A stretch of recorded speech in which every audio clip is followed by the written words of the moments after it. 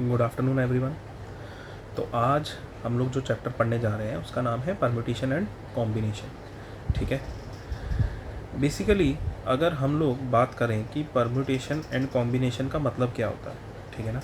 देखिए, परम्यूटेशन का मतलब होता है किसी चीज़ को अरेंज करना, ठीक है, और कॉम्बिनेशन का मतलब होता है किसी चीज़ को सिलेक्ट करना, ठीक है।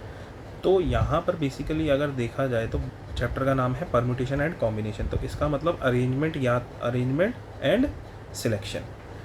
तो अब देखिए, बेसिकली अगर मैं इस चैप्टर को समराइज़ करूँ एक सेंटेंस में, ठीक है, तो उस सेंटेंस का, ठीक है ना, परम्यूटेशन एंड कॉम्बिनेशन को एक सेंटेंस में समराइज़ करूँ तो वो क्या होगा, वो ये होगा कि काउंटिंग विदाउट काउंटिंग, ठीक है, ये इसका ये मतलब होगा। काउंटिंग विदाउट काउंटिंग मतलब गिनना बिना गिनने के, ठीक है, बिना गिने। अब गिनना किसी चीज़ को बिना गिनने, इस चीज़ का समझ तो आया नहीं है। बट अगर मैं इसको आपको 2-3-4 एग्जाम्पलों के थ्रू समझाऊं कि मैं क्या कहने की कोशिश कर रहा हूँ, ठीक है। तो अब जैसे रियल लाइफ एग्जांपल लिया जाए हमारे पास, अगर हम लोग देखें कि ये चैप्टर बेसिकली कहाँ पे काम आता है, ठीक है, तो इसकी बहुत सारी एप्लीकेशंस हैं हमारी डे टू डे लाइफ्स में।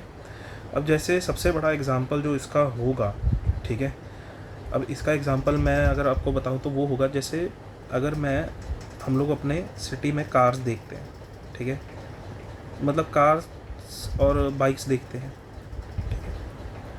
अब ये देखते हैं, अब इनके सामने फ्रंट पे और इनके भी सामने, मतलब किसी भी व्हीकल के, ठीक है, हमारे पास यहाँ पे नंबर प्लेट लगी होती है, ठीक है। नंबर प्लेट लगी होती है तो उस पर कुछ नंबर लिखा होता है 5, 3, 2, 1, ठीक है। उसके आगे 2 लेटर्स भी होते हैं, जैसे पंजाब का अगर देखें तो PB, ठीक है, आ जाता है, और अगर कोई दिल्ली का हो तो वो DL आ जाता है आगे, तो 1, 0, ठीक है, 3, ऐसे 4 करके ऐसे नंबर्स होते हैं, ठीक है। तो बेसिकली हर एक कार का या हर एक बाइक का, या हम बोले कि हर एक व्हीकल का एक अलग अलग नंबर और यूनिक नंबर प्लेट होता है। किसी भी 2 कार्स का सेम नंबर प्लेट नहीं होता है, ठीक है,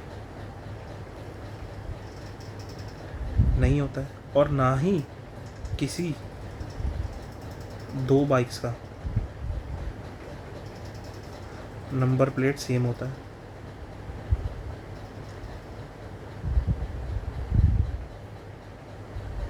नहीं होता है। तो ये नंबर्स आते कैसे हैं, ठीक है, कैसे आते हैं, क्यों आते हैं, ये सब बेसिकली हमारे पास परम्यूटेशन एंड कॉम्बिनेशन की ही देन है। अगर यहाँ पर अलग अलग नंबर्स जनरेट करना, 2 बाइक्स के नंबर ना सेम हो जाना, ठीक है, 2 कार्स के नंबर प्लेट सेम ना, सबके यूनिक होने चाहिए, ठीक है, सबकी पहले लेटर में 2 अल्फ़ाबेट्स आने चाहिए, फिर 4 नंबर्स आने चाहिए, और वो सब अलग होने चाहिए नंबर्स। तो बेसिकली किन से आते हैं, ये इनसे ही आते हैं, और इनको बनाने के बहुत सारे मेथड्स होते हैं, ठीक है। अगर एक और एग्जांपल लें हम लोग, ठीक है, एक एग्जांपल हम लोग ले सकते हैं जैसे हमारे फ़ोन नंबर्स का,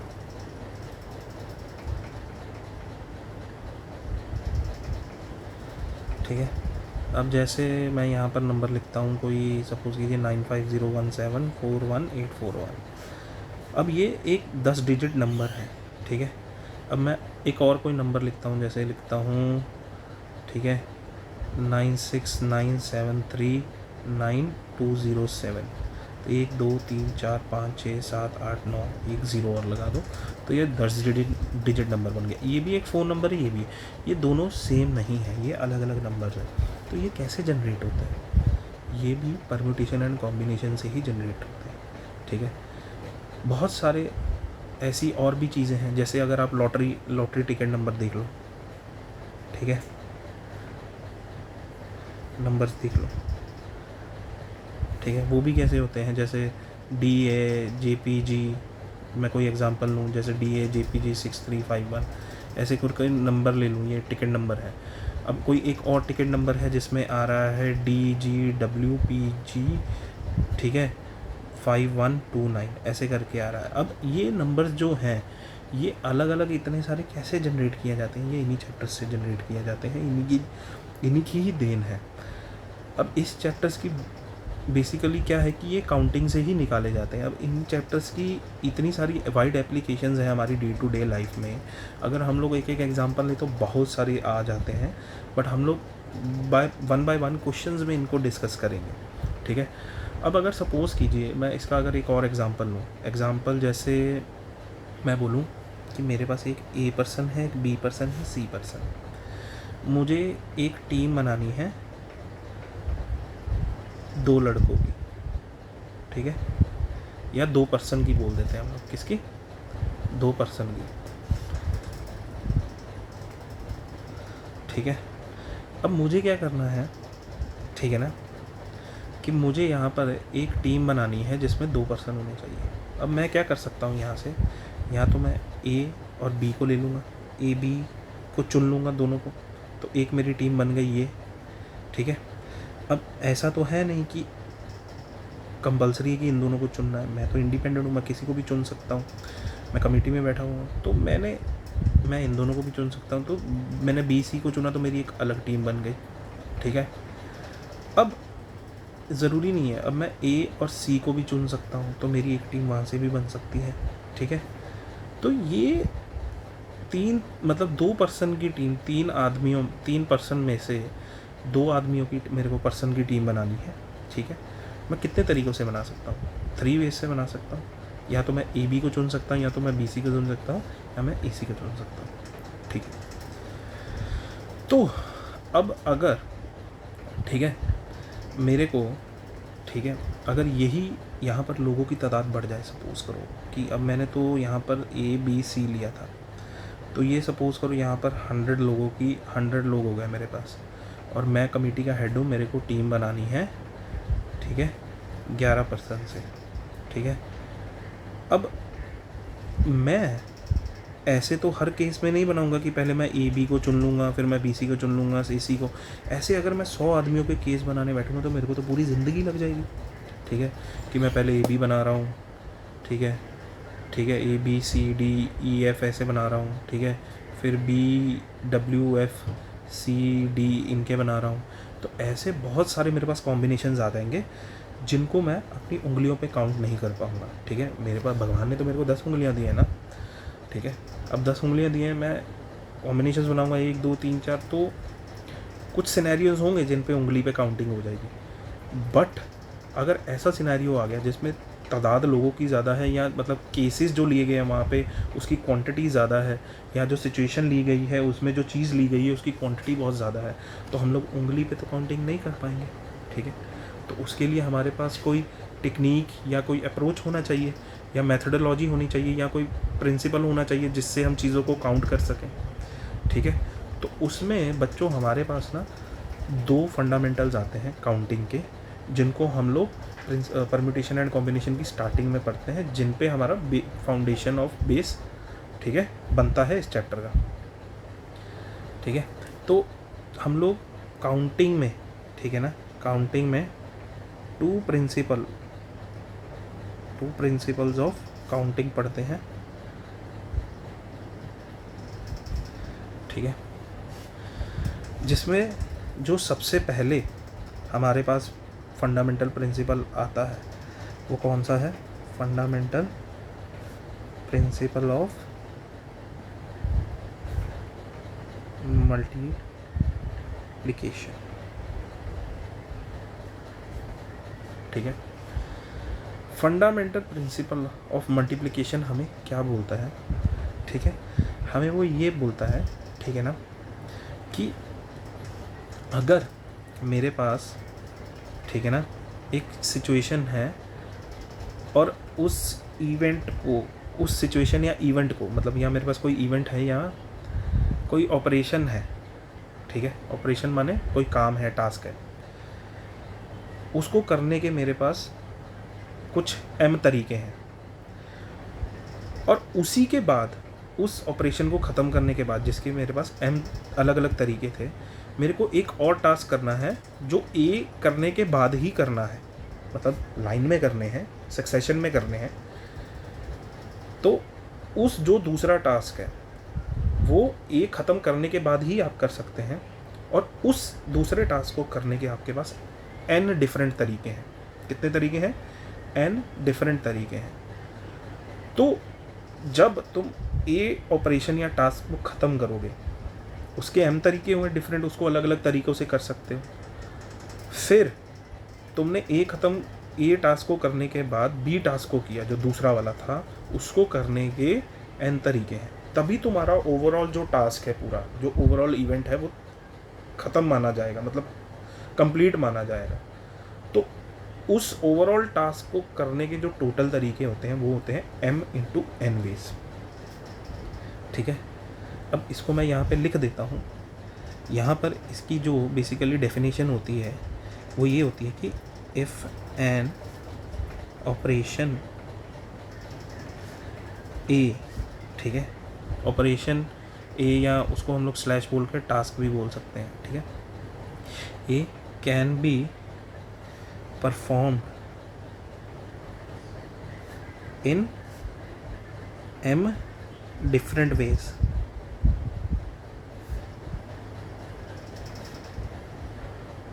following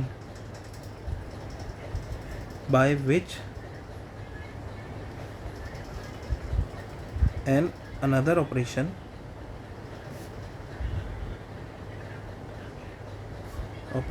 या टास्क B, जिसको हम लोग B नाम दे देंगे, कैन बी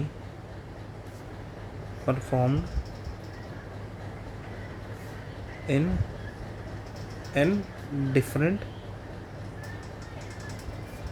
वेज। ठीक है, different ways. So total number of ways in which both operations can be performed in a succession is m into n ways। ठीक है, कहने का हमारा ये मतलब है कि देखिए, जैसे मेरे पास एक ए टास्क है, ठीक है, इसको मेरे पास m तरीके थे और एक मेरे को बी टास्क था जिसको n डिफरेंट वेज थे करने के। अब ए टास्क करोगे तभी बी कर पाओगे, ठीक है, तो m के ए तरीके हुए, ठीक है, उसको ख़त्म किया, फिर बी को करोगे तो तुम्हारा ओवरऑल टास्क कंप्लीट होगा। तो दोनों को एक के बाद एक करना पड़ेगा, ठीक है, पहले ए किया फिर बी किया, ठीक है, बी किया तभी तुम्हारा ओवरऑल टास्क कंप्लीट हुआ, ठीक है। तो तुम्हारे पास ओवरऑल टास्क को कंप्लीट करने के, मतलब ए को टास्क को कंप्लीट करने के, फिर बी को टास्क को कंप्लीट करने के कितने तरीके हुए? Total m × n ways. अब जैसे मैं एक एग्जांपल लेता हूँ, यहाँ एग्जांपल लेता हूँ कि सपोज़ करो, मैं अपनी ही एग्जांपल ले लेता हूँ। जैसे पुनीत है, ठीक है, पुनीत भाई साहब हैं यहाँ पे, वो घर से बाहर गए थे, कहीं गए थे, ठीक है, वो किसी ए जगह पे है, ठीक है, ए जगह पे थे।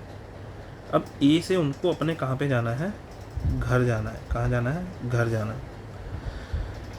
घर जाना है तो अब कहीं दूर हैं घर से, घर तक पहुंचना है तो रास्ते से ही जाएंगे ऑब्वियसली। अब क्या है ना, बीच में बहुत सारी जगहें आ रही हैं, ठीक है, जैसे एक कोई बी जगह आ गई, फिर एक सी जगह आ गई, फिर उसके बाद घर आया। तो क्या है ना कि शर्त यहाँ पर ये है कि ए से बी ही जाना पड़ेगा, बी से सी, फिर सी से घर आएगा, ठीक है, सबको क्रॉस करके ही जाना पड़ेगा, ठीक है। सपोज़ करो जैसे मैं कहीं हूँ, मैं हूँ हिमाचल में, ठीक है, ठीक है, हिमाचल में हूँ, हिमाचल को क्रॉस करूँगा, ठीक है, होशियारपुर आएगा, ठीक है, होशियारपुर को क्रॉस करूँगा तो मेरे पास आदमपुर आएगा, ठीक है, और मेरा घर है जलंधर में। कहाँ है? जलंधर में, ठीक है, ठीक है। अब हिमाचल से होशियारपुर जाने के मेरे पास 3 रास्ते हैं। कितने रास्ते हैं? 3 रास्ते हैं, ठीक है। फिर वहाँ से जब मैं होशियारपुर पहुँच जाऊँगा, मेरे पास 4 रास्ते हैं आगे होशियारपुर से आदमपुर जाने के। और फिर जब मैं, ठीक है, आदमपुर पहुँच जाऊँगा तो मेरे पास वहाँ से 5 तरीके हैं और रास्ते हैं जिनसे मैं आदमपुर से जलंधर तक पहुँच सकता हूँ, ठीक है। तो अब यहाँ पर हमारा फंडामेंटल प्रिंसिपल ऑफ काउंटिंग कैसे काम आता है? अगर देखो, ठीक है, कि अगर मैं पहले, अब मेरे पास ये सारा प्रोसेस जो है वो पूरा होल टास्क क्या है कि मुझे ए से घर तक पहुँचना है, वो मेरा ओवरऑल टास्क हो गया। बट उसके बीच में मेरे पास छोटे छोटे टास्क आ रहे हैं, वो सारे मेरे को लाइन में करने हैं, मतलब सक्सेशन में करने हैं। सक्सेशन में करना है कि पहले ए से मेरे को बी तक जाना है, बी से मेरे को सी तक जाना है, सी से फिर मैं घर तक जाऊँगा, ठीक है। अब ए से बी तक जाने के मेरे पास अलग तरीके हैं, बी से सी तक जाने के मेरे पास अलग तरीके हैं, ठीक है, सी से घर तक जाने के मेरे पास अलग तरीके हैं जाने के। बट अब सब मेरे को लाइन में करने हैं, एक ऑर्डर में करने हैं, एक के बाद एक करना है।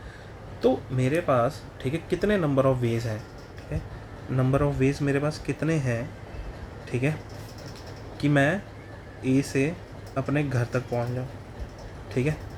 तो वो कितने होंगे? वो फंडामेंटल प्रिंसिपल ऑफ मल्टीप्लिकेशन से हम निकाल लेंगे कि पहले मैं ए से बी, मतलब हिमाचल से होशियारपुर जाऊँगा, उसके लिए मेरे पास 3 रास्ते हैं, तो मैं 3 वेज से जा सकता हूँ। फिर अब देखो, मैं फिर शब्द क्यों बोल रहा हूँ, फिर या एंड, कहीं भी, ठीक है ना, इस प्रोसेस में हमारे पास फिर शब्द हिंदी में या एंड अंग्रेजी में शब्द यूज़ होता है, तो वहाँ पर हम लोग हमेशा मल्टीप्लिकेशन यूज़ करेंगे, ठीक है। तो अब देखिए, हिमाचल से होशियारपुर तक गया मेरे पास, उसके लिए 3 रास्ते थे। फिर मेरे को होशियारपुर से आदमपुर जाना है, उसके लिए मेरे पास 4 रास्ते हैं। तो फिर आ गया बीच में, तो मल्टीप्लाई का निशान आएगा। तो ए से बी तक जाने के 3 तरीके हुए, बी से सी तक जाने के 4 तरीके हुए, फिर सी से, मतलब आदमपुर से मेरे को जलंधर तक जाना है, तो उसके लिए मेरे पास 5 तरीके हुए। तो टोटल मेरे पास नंबर ऑफ़ वेज़ जो हुए कि मेरे को हिमाचल से जो जलंधर तक पहुंचा सकता है, वो कितना हुआ? ये 20, 4 × 5 20, तो वो 60 वेज़ हुआ, ठीक है। तो वो 60 नंबर ऑफ़ वेज़ है मेरे पास कि 60 नंबर ऑफ़ वेज़ से मैं अपने हिमाचल से जलंधर तक पहुंच सकता हूं, ठीक है।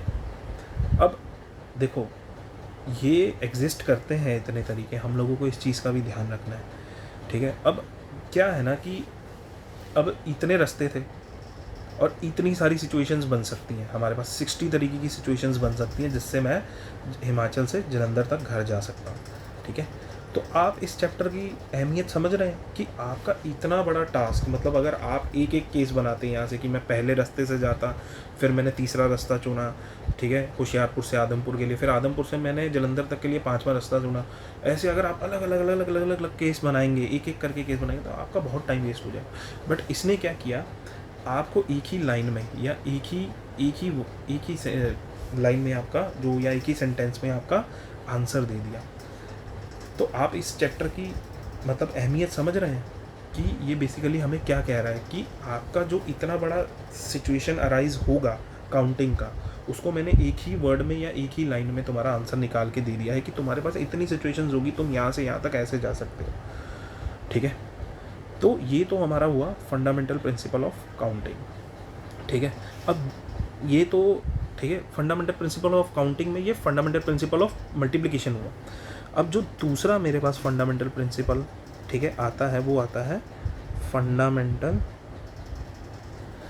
प्रिंसिपल ऑफ, ठीक है, एडिशन। क्या आता है? फंडामेंटल प्रिंसिपल ऑफ एडिशन, ठीक है। इसमें हमें क्या बोला जाता है, ये पहले वाले से अलग कैसे है? ये अलग ऐसे है कि अगर इफ़ एन ऑपरेशन या task A can be performed in m different ways, ठीक है, एंड एन ऑपरेशन या task B which is independent of A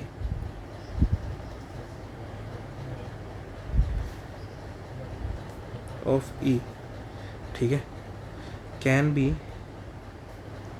performed in N different ways, ठीक है।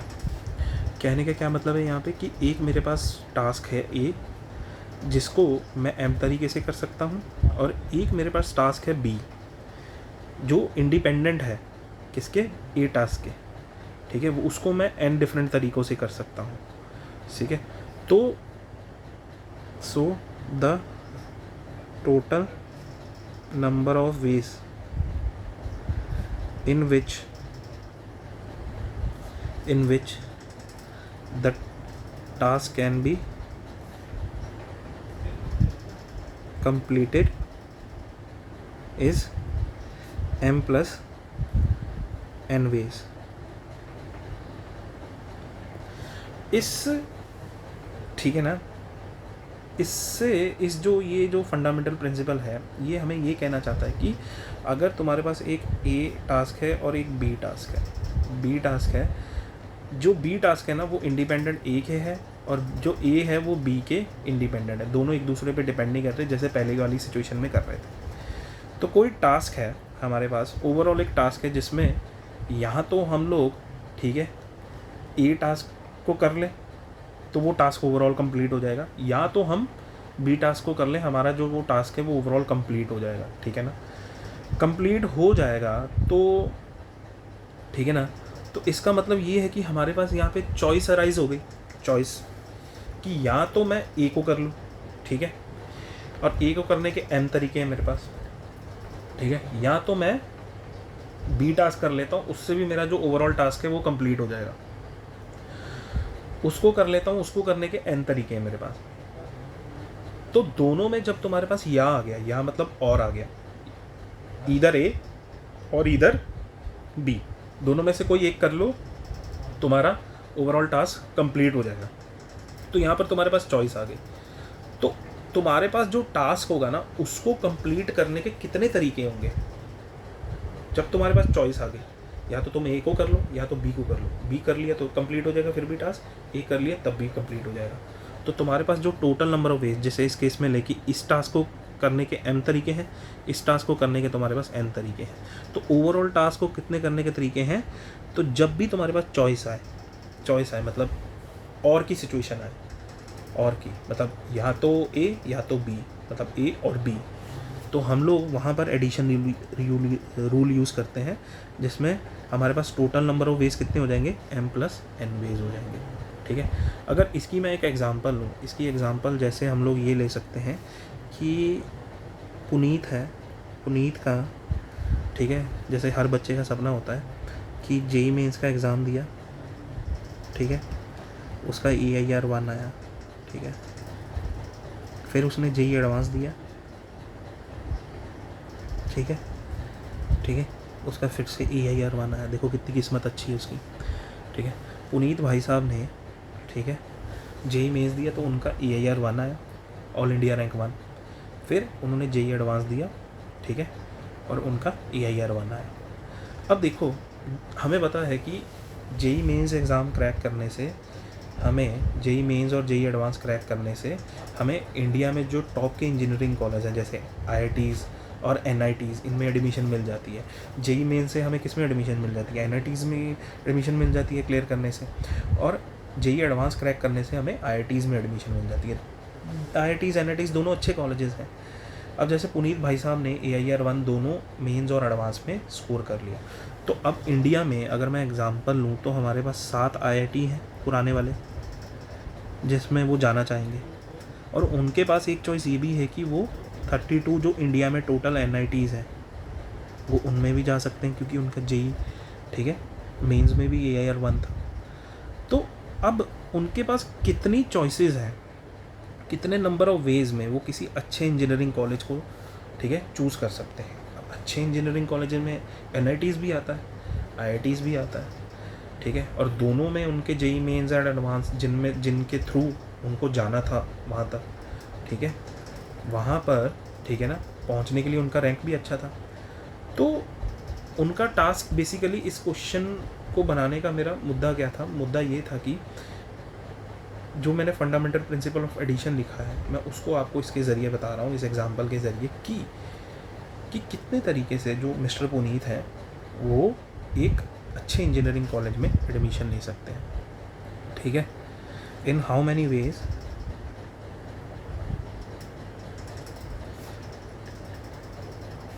मिस्टर पुनीत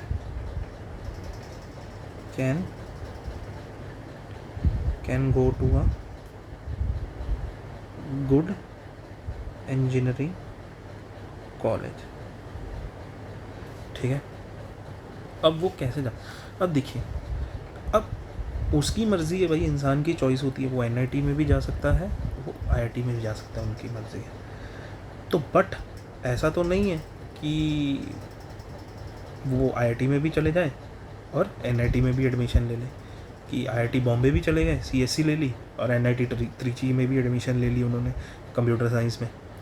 तो ऐसा तो पॉसिबल नहीं है कि दो ही कॉलेजेस में एक ही बच्चे की एडमिशन हो जाए। तो उनके पास चॉइस आती है, या तो वो किसी एक IIT में चले जाए, या तो किसी एक NIT में चले जाए।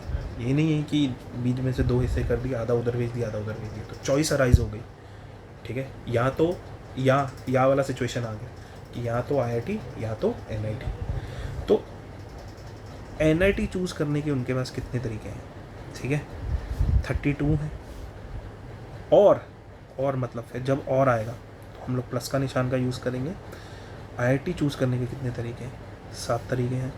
तो टोटल नंबर ऑफ वेज, ठीक है, एक गुड इंजीनियरिंग कॉलेज को चूज़ करने के उनके पास कितने हुए, ठीक है, 39 टोटल वेज। वो 39 तरीक़ों से, ठीक है, एक अच्छे इंजीनियरिंग कॉलेज को चूज़ कर सकते हैं, ठीक है ना। अब चलो एक दो, ठीक है ना, क्वेश्चंस करते हैं। आई होप आपको ये प्रिंसिपल ऑफ एडिशन और प्रिंसिपल ऑफ मल्टीप्लिकेशन समझ आया होगा, ठीक है। अब हम लोग थोड़े से क्वेश्चंस करते हैं सो दैट, ठीक है, आपको सिचुएशन समझ आ सके। यहाँ पर मैं एक क्वेश्चन लिख रहा हूँ। एक क्वेश्चन नंबर 1 है, ठीक है, कि in Kota there are 5 cinemas, 3 water parks, ठीक है, 7 गुड रेस्टोरेंट्स, ठीक है। In how many veg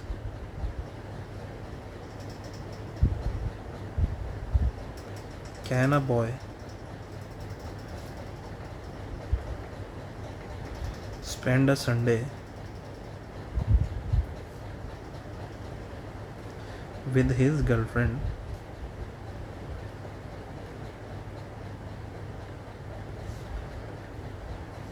if he plans to visit a water park first, then watch a movie,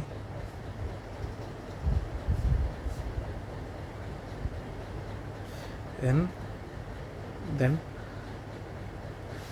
drop her to the hostel after having a good dinner.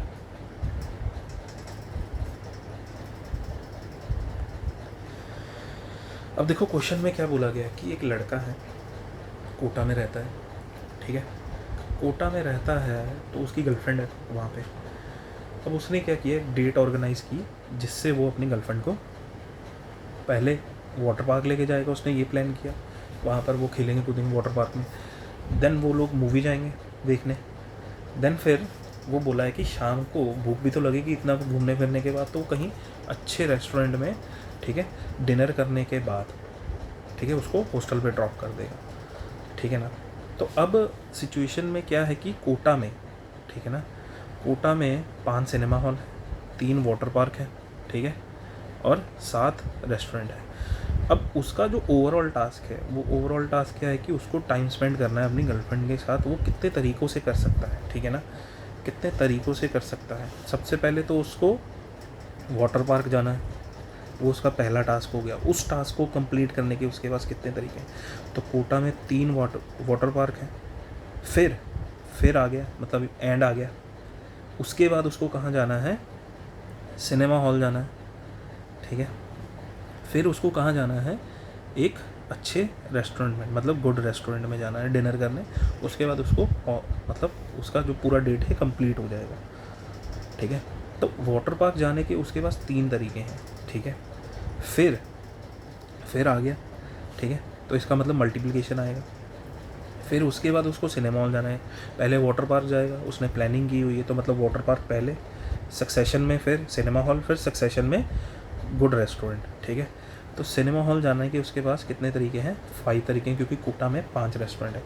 अब 3 × 5 veg हो गया। ये कहाँ से, वाटर पार्क से cinema hall तक जाने के टोटल तरीके हैं। फिर उसको रेस्टोरेंट भी जाना है, तो फिर आया, फिर तो मल्टीप्लिकेशन आएगा, क्योंकि सक्सेशन में काम हो रहा है। तो गुड रेस्टोरेंट जाने के 7 तरीके हुए। तो ये इसके पास टोटल नंबर ऑफ वेज हुए जिसमें वो अपनी गर्लफ्रेंड के साथ टाइम स्पेंड कर सकता है, ठीक है, पूरे दिन में। तो ये कितना हुआ, 15 × 7 हुआ, ठीक है। 15 × 7 ये कितना हो गया, ये 10, मतलब 105 तरीके से कि वो रेस्टोरेंट 1 में जा सकता है, फिर सिनेमा हॉल 3 में जा सकता है, फिर रेस्टोरेंट नंबर 7 में जा सकता है। ऐसे वाटर पार्क 2, फिर सिनेमा हॉल 1, फिर रेस्टोरेंट नंबर 7, ऐसे करके बहुत सारे केसेस बनेंगे। और वो टोटल जितने केसेस बनेंगे, वो टोटल कितने बनेंगे, 105 तरीके बनेंगे, ठीक है। अब यहाँ पर, ठीक है, हमें पता लग गया है। देखा तुमने, सिचुएशन देखी। अब यहाँ पर कितने सारे केसेस बन सकते थे, फिर से एक ही लाइन में आंसर आ गया, ठीक है। तो इससे हमें क्या पता लगता है कि ये जो चैप्टर है हमारा काम बहुत आसान कर देगा, ठीक है ना। अब एक और क्वेश्चन करते हैं हम, ठीक है। एक और क्वेश्चन यहाँ पर हम लोग देखते हैं। तो यहाँ पर हम लोग एक क्वेश्चन ये देखेंगे कि ये क्वेश्चन नंबर 2 है। क्वेश्चन नंबर 2 क्या बोल रहा है, there are 23 IITs in the country,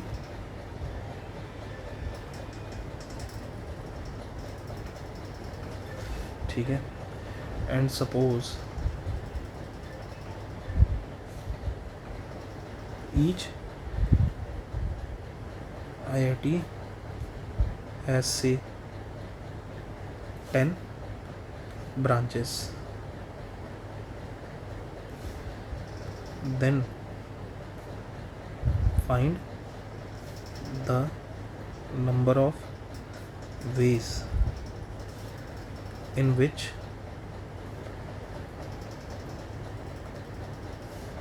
a student can take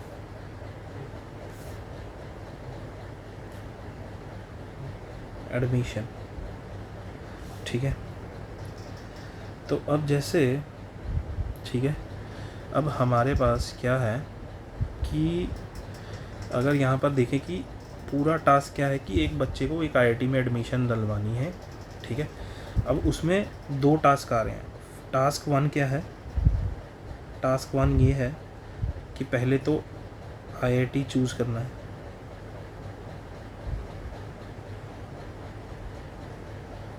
ठीक है। टोटल उसके पास कितनी चॉइसेस हैं, 23। उसके बाद टास्क 2 क्या आता है कि जब IIT चूज़ कर लिया, IIT चूज़ करने के बाद उसके पास, ठीक है ना, कौन सी ब्रांच, विच ब्रांच, ठीक है, ब्रांच चूज़, ठीक है। तो उसमें हर IIT में 10 ब्रांचेस हैं, ठीक है। तो कितने नंबर ऑफ वेज से वो किसी भी IIT में एडमिशन ले सकता है, तो जो टोटल नंबर ऑफ वेज होगा, ठीक है, इस केस में क्या होगा। अब देखो, किसी भी IIT में किसी भी ब्रांच में एडमिशन लेनी है तो IIT चूज़ करना पड़ेगा, ठीक है। IIT चूज़ करने के बाद उसमें ब्रांच चूज़ करनी पड़ेगी। अब वो उसकी मर्ज़ी, कोई भी चूज़ कर सकता है। टास्क पहले आईआईटी चूज़, देन उसमें ब्रांच चूज़, ठीक है। तो पहले टास्क 1 कंप्लीट करना पड़ेगा, फिर टास्क 2 करना पड़ेगा। अब टास्क 1 को कंप्लीट करने के हमारे पास कितने तरीके हैं, 23 वेज है। और फिर टास्क 2 जो कि ब्रांच चूज़ है उसको करने के कितने हैं, तो एक के बाद एक करना है, तभी ये हमारा ओवरऑल टास्क कंप्लीट होगा। तो 23 वेज फर्स्ट टास्क को करने के, आईआईटी चूज़ करने के, और आईआईटी चूज़ करने के बाद ब्रांच चूज़ करने के हमारे पास 10 डिफरेंट वेज हैं। तो टोटल हमारे पास नंबर ऑफ़ वेज कितने हुए जिससे हम लोग, ठीक है, एक कॉलेज अच्छा चूज़ कर सकते हैं, वो कितने हुए कि एडमिशन के लिए 230 वेज। तो ये हमारा इस क्वेश्चन का आंसर हुआ, ठीक है ना। अब ठीक है, इसके बाद ठीक है, अब अगर हम लोग देखें कि और एक क्वेश्चन देखते हैं, ठीक है।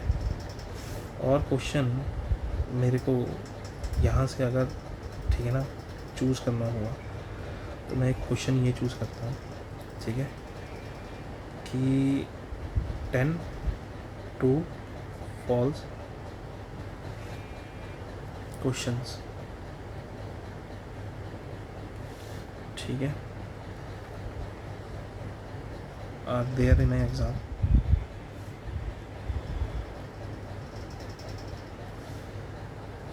How many sequence of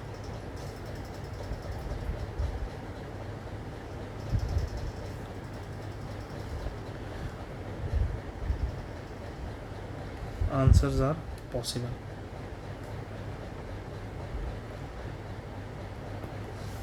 ठीक है।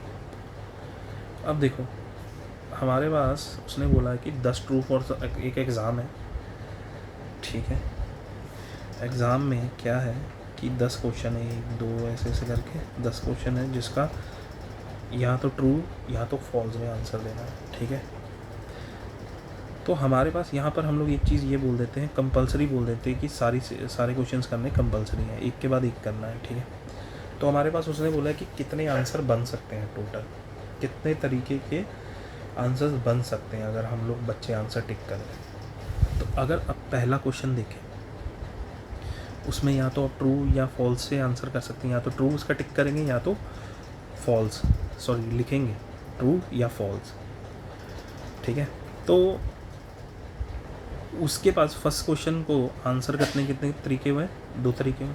फिर जो दूसरा है उसको भी ट्रू और फॉल्स से ही आंसर कर सकता है, तो उसके भी फिर उसके पास कितने चॉइसेस हुए, 2 हैं। फिर तीसरा आया, फिर चौथा आया, उसको भी 2, फिर 5वां 6वां 7वां 8वां 9वां 10वां, ऐसे 2। हर एक क्वेश्चन को आंसर करने के 2 ही तरीके, और एक के बाद एक करना है, तभी हम लोग पूरा टास्क कंप्लीट तभी कर पाएंगे जब हम 10 के 10 क्वेश्चन को अरेंज कर दें, अटेम्प्ट कर दें। तो ये हमारे पास कितनी बार रिपीट हुआ, ये 10 टाइम्स, ठीक है, मल्टीप्लाई हुआ। तो यहाँ से हमारा जो टोटल नंबर ऑफ़ वेज जो हमारे आंसर्स डिफरेंट बन सकते हैं वो कितने बनेंगे, 2 की पावर 10 वेज, जिसको हम लोग 1024 भी बोल सकते हैं, ठीक है। तो इतने तरीके से हम लोग ट्रू फॉल्स का आंसर्स दे सकते हैं। इतने हमारे पास तरीके बनेंगे जिससे हम या तो अलग अलग तरीके से आंसर्स को मैच कर सकते हैं, ठीक है ना।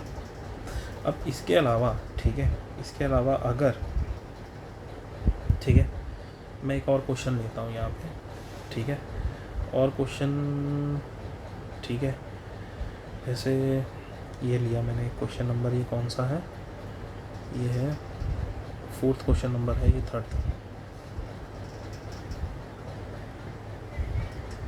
तो यहाँ पर मैंने क्वेश्चन लिया कि there are 31 NITs and 23 IITs in the country.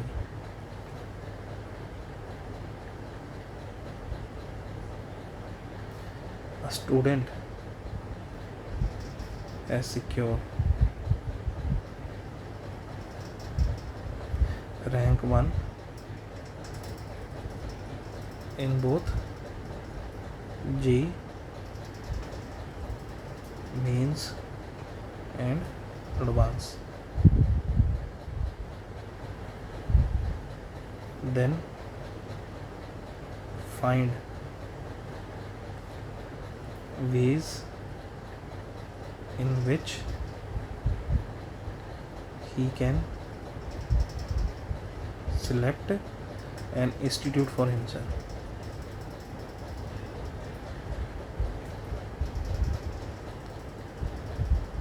For himself, ठीक है। अब जेई मेंस एंड एडवांस में, ठीक है, रैंक 1 आया है। अब देखो यहाँ तो वो उसके पास चॉइस आ गई, या तो वो एनआईटी में जा सकता है या तो वो आईआईटी में जा सकता है। तो उसके पास चॉइस आ गई एक कि या तो भाई आईआईटी चले जाओ या तो एनआईटी चले जाओ, मतलब और वाली सिचुएशन आ गई यहाँ, आईआईटी और एनआईटी। तो कितने तरीके से एक इंस्टीट्यूट में एडमिशन ले सकता है। तो आईआईटीज़ कितने हैं पूरे, ठीक है, तो आईआईटीज़ हैं 23 कंट्री में, तो उसके पास 23 वेज हैं कि जिससे वो एक आईआईटी सिलेक्ट कर ले। और आ गया तो fundamental principle of addition use होगा यहाँ कि चॉइस आ गई कि यहाँ तो इंस्टीट्यूट में एडमिशन लेना हमारा टास्क है, यहाँ तो आईआईटी एडमिशन ले लो, इंस्टीट्यूट वो भी है, या तो एनआईटी में ले लो एडमिशन, ठीक है। अब एनआईटीज़ कितने थे, 31 थे, ठीक है। अब 31 तरीके में 31 वेज में वो एनआईटी में एडमिशन ले सकता है और 23 वेज में वो आईआईटी में एडमिशन ले सकता है। अब जा तो किसी एक जगह जा सकता है, तो उसके पास चॉइस आ गई। तो चॉइस आ गई तो वहाँ पर एडिशन का रूल यूज़ होता है। तो टोटल नंबर ऑफ वेज हमारे पास कितने हो गए, ठीक है, वो कितने हो गए 23 + 31 वेज, ये टोटल कितना हुआ, ये हुआ 54 वेज। तो वो 54 वेज में अपने, ठीक है, 54 टोटल वेज है उसमें, वो किसी भी एक इंस्टीट्यूट में, अच्छे इंस्टीट्यूट में एडमिशन ले सकता है। तो थैंक यू सो मच। यहाँ पर हमारा fundamental principle of counting and permutation and combination का फर्स्ट पार्ट कंप्लीट होता है, ठीक है। Thank you so much.